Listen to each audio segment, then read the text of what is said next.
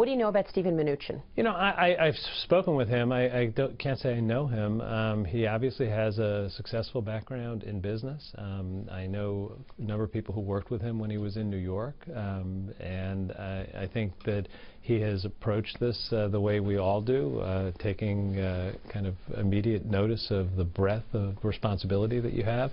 And I will wait to get to know him better and to watch how he proceeds. One thing I know is that he comes into a department that is enormously strong.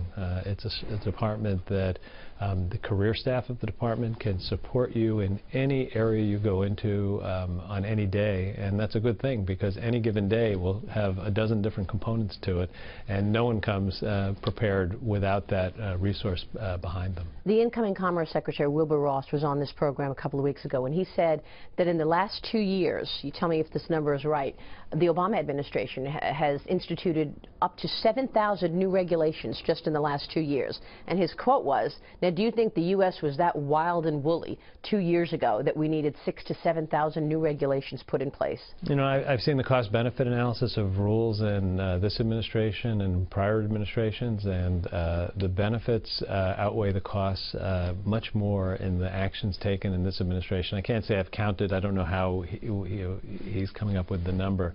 But I think that if you look at what we've done, it's been guided by do we take action and produce the benefits that warrant the action taken, and I think we have an outstanding record on that. Some people are saying, wow, in the last couple of weeks, Carrier decides to leave jobs here instead of sending them to Mexico, and wow, Ford Motor is thinking about, you know, doing a plant here, and even Apple is considering making iPhones in the U.S., and they're scratching their heads and saying, how come President Obama didn't make that call? I think that if you look at the U.S. economy, since we've emerged from the recession, there's 15.5 million new jobs in the United States. You look at manufacturing, there's been growth in manufacturing jobs in the United States. I think we've actually been doing a lot to have the system produce jobs because the United States is the best place to do business. I think that looking at kind of one-off interventions compared to the entirety of the economic performance is a different way of looking at things.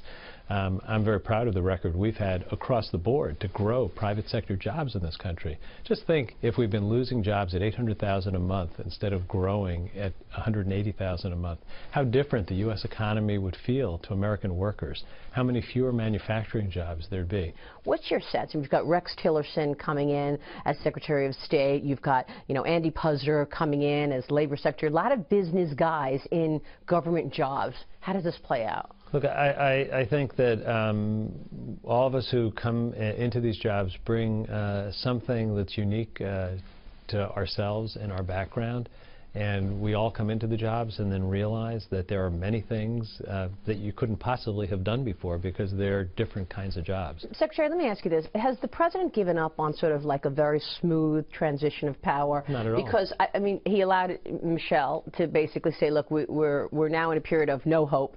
He's basically said, look, you know, Donald Trump was whining about the election before the election. I mean, is he still going to keep to that peaceful transition of power? I think the President is determined for this to be an A-plus transition. He has given a clear signal to everyone in the administration that that is not optional. That means providing the resources people need, the personal attention from every level, from the top on down. And he's leading by example, doing it himself. Just Friday, I had lunch with former Chiefs of Staff and the incoming Chief of Staff, Reince Priebus. And we shared our candid advice. And I think one of the things he saw in that group is that it's a group of people who talk very honestly and candidly to each other, and nobody ever knows what we say to each other. And I have found in my experience, both as Chief of Staff, as OMB Director, and now as Treasury Secretary, that there is an openness, even after you're out of office, to sharing advice. I think that's the spirit of this transition, and it will continue. My very special thanks to outgoing U.S. Treasury Secretary Jack Lew joining us there.